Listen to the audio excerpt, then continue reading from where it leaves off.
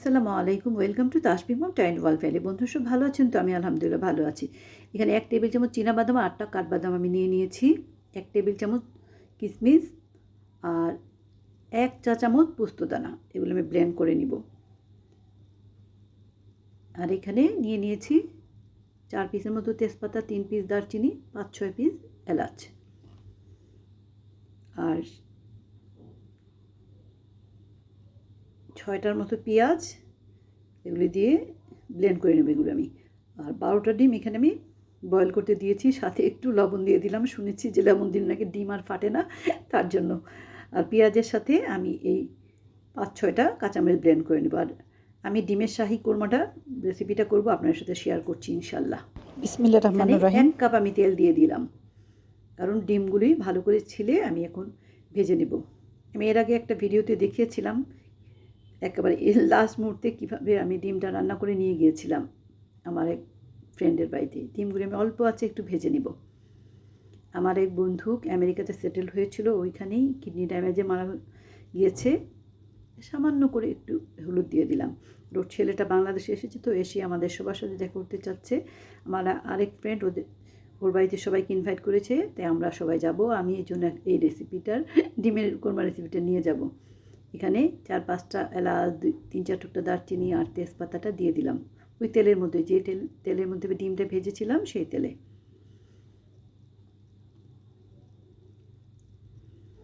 এটা হলো পেঁয়াজ, কাঁচামরিচ আর বাদাম একসাথে আমি বেটে নিয়েছি।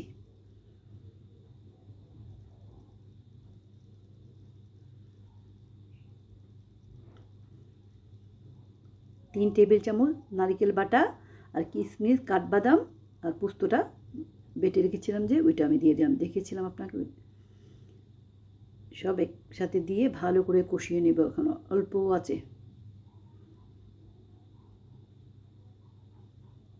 স্বাদ মতো লবণ দিয়ে দিলাম। পৃথিবীতে কেউ চিরদিন থাকে না, কিন্তু মানুষের ব্যবহার, মানুষের কথাবার্তা কিংবা তার সব কিছু স্মৃতি মানুষের মনে থাকে। 1 চা চামচ মরিচের গুঁড়া দিয়ে দিলাম জাস্ট কালারের জন্য। এটা খুব একটা ঝাল হবে না, এটা কাশ্মীরি রেড চিলি।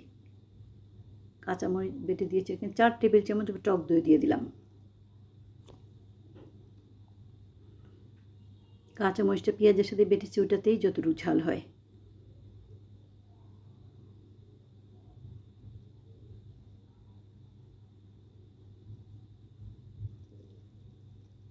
আমি 1/2 কাপ পানি অ্যাড করে দিলাম।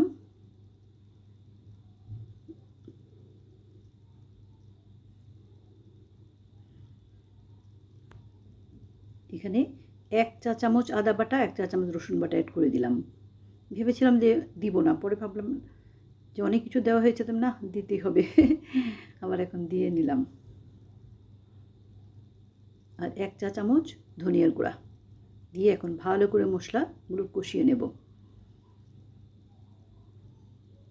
অনেক টেস্ট হয় ডিমের শাহি কোরমাটা। আর ওদের বাসায় নিয়ে গিয়েছিলাম, সবাই অনেক লাইক করেছিল।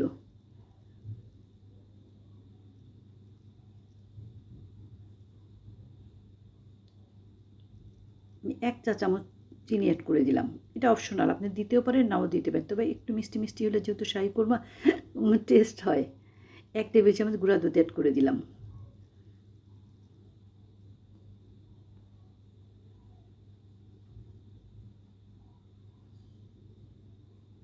এবার ডিমগুলি অ্যাড করে দিলাম আর 4-5টা কাঁচামরিচ এখানে দিয়ে দিলাম। 1 চা চামচ গরম মশলা গুঁড়া। আর এই 1 টেবিল চামচ ঘি, আমার হোমমেড ঘি।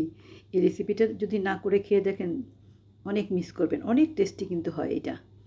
আমি যখন রান্নাটা কমপ্লিট করে আমি এই খাবারটা ওই বাসায় নিয়ে যাবো ইনশাল্লাহ। Thank you so much watching my video. See you next time in new video ইনশাল্লাহ। আল্লাহ হাফেজ।